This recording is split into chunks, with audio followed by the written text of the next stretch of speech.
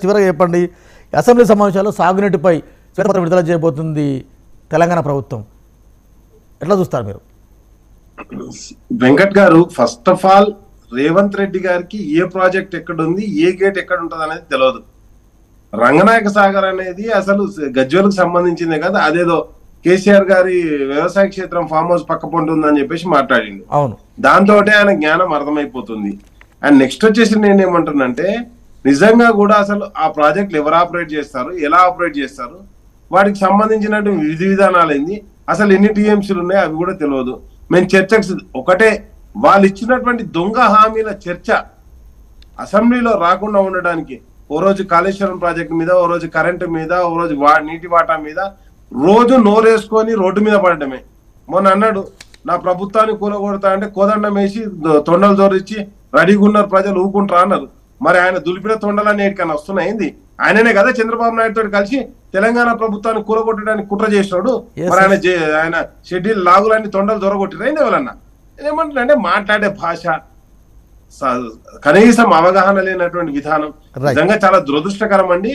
ఇలాంటి అంటే ఒక ఉన్నత స్థాయిలో ఒక వ్యక్తిని కూర్చుండబెట్టడం ఈ రోజు తెలంగాణను మొత్తం డిస్ట్రాక్ట్ చేసేటువంటి సిచ్యువేషన్ పోతుంది. కాబట్టి నేను ఒకటే చెప్తున్నా, ఫస్ట్ ఆఫ్ ఆల్ తెలంగాణ గురించి, చరిత్ర గురించి ఒక అవగాహన చేసుకోవాలి. ఆయన మొత్తం కూడా చంద్రబాబు నాయుడు కన్సర్న్లో నడుస్తున్నటువంటి ఎల్లో మీడియా ఆధ్వర్యంలో నడుస్తున్నారు. గతంలో కూడా మనం చూసాం, ఏబిఎన్ పత్రికలో కేటీఆర్ గారు, జగన్ గారు దావోస్ లో మాట్లాడుకుంటే వాళ్ళిద్దరు ఏం మాట్లాడుకున్నారో ఎవరిద్దరు చెప్పలేదు, కానీ ఈయన పేపర్లో వచ్చింది. అంటే ఆయన రాసే కల్పితమైనటువంటి ఊహాజనితమైనటువంటి వార్తల్ని ఈరోజు న్యూస్ గా మనం చర్చిస్తున్నాం చూసారా, అది చాలా దురదృష్టకరమైనటువంటి విషయం అండి. కాబట్టి నేను ఒకటే అంటున్నా, ఈ రోజు కూడా చంద్రబాబు నాయుడు ఏదైతే విషపత్రికలు, విషపుత్రికలు ఉన్నాయో వాటి ద్వారా తెలంగాణ సమాజం మీద కావచ్చు, అక్కడ ఉన్నటువంటి జగన్ సర్కార్ ఎవరి మీదనైనా కానీ విషయం చేయడానికి పనిచేస్తుంది తప్పితే, నిజంగా నీ దగ్గర సబ్జెక్ట్ ఉంటే ఆ జీవోలు ఏమైనా ఉంటే జీవోలు రిలీజ్ చేయి. ఆ జీవోలన్నింటినీ కూడా బేస్ చేసుకొని మనం డిస్కషన్ చేద్దాం. ఆ రోజు స్టేట్ బైఫర్కేషన్ యాక్ట్ లో వాటర్ షేర్ పెట్టింది ఎవరు? కాంగ్రెస్ పార్టీ కదా. మరి ఇన్ని రోజులు మేము పోరాటం చేసినంత వేస్ట్ అవుతుందా? నేను ఒకటే అంటున్నా, రెండు తెలుగు రాష్ట్రాలుగా విడిపోయినాం. మన నీటి వాటా ఎంత ఉన్నది? కృష్ణా ట్రిబ్యునల్, కృష్ణా వాటర్ మొత్తం కర్ణాటక నుంచి ఈ రోజు ఆల్మట్టి గేట్లు వేస్తే అది తెలంగాణ కావచ్చు, ఆంధ్ర కావచ్చు, మడితడవనే పరిస్థితి ఉన్నది. కాబట్టి వాటి అన్నిటి గురించి చర్చించాల్సిన అవసరం ఉన్నది. రెండు రాష్ట్రాలు కలిసి ముందుకు పోవాలనే మా ముఖ్యమంత్రి గారు చెప్పడం జరిగింది. ఈ రోజు కూడా మేము ఒకటే అంటున్నాం, ఎస్ తప్పకుండా తెలంగాణ రైతుల పక్షాన తెలంగాణ హక్కులను కాపాడుతూనే అదే విధంగా ఏ రైతు నష్టపోకుండా ముఖ్యమంత్రి గారు ఆలోచించడం జరిగిందండి. ఈ రోజు వాళ్ళు చేస్తున్నటువంటి ఆరోపణలు ఎక్కడ కూడా పసలేదు, ఆ జ్ఞానం కూడా లేదు.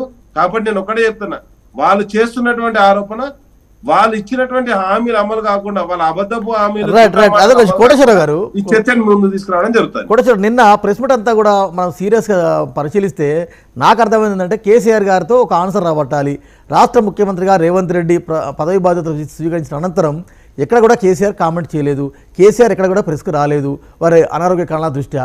కానీ అసెంబ్లీ సమావేశాల వేదికగా కేసీఆర్ గారిని బయటికి లాగాలి, కేసీఆర్ గారి నుంచి ఏదో ఒక ఆన్సర్ రాబట్టాలన్నది వారి వ్యూహంగా నాకు నిన్న అర్థమైంది.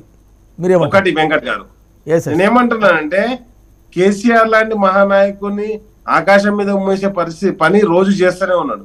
కాబట్టి నేను ఏమంటున్నానంటే, కేసీఆర్ గారు ఎందుకండి దానికి మీరు చూశారు గత అసెంబ్లీ ఎలక్షన్లలో ప్రతి సబ్జెక్ట్ కు మా మాజీ మంత్రులు ఎవరైతే ఉన్నారో సబ్జెక్ట్ వైజ్ గా సమాధానాలు చెప్పారు. ఎస్, మీరు ఏది సుప్రీంకోర్టు జడ్జి తోటి వేస్తారా, లేకపోతే సిబిఐకి లేఖ రాస్తారా, మేము సిద్ధంగా ఉన్నాం మనం చర్చకు.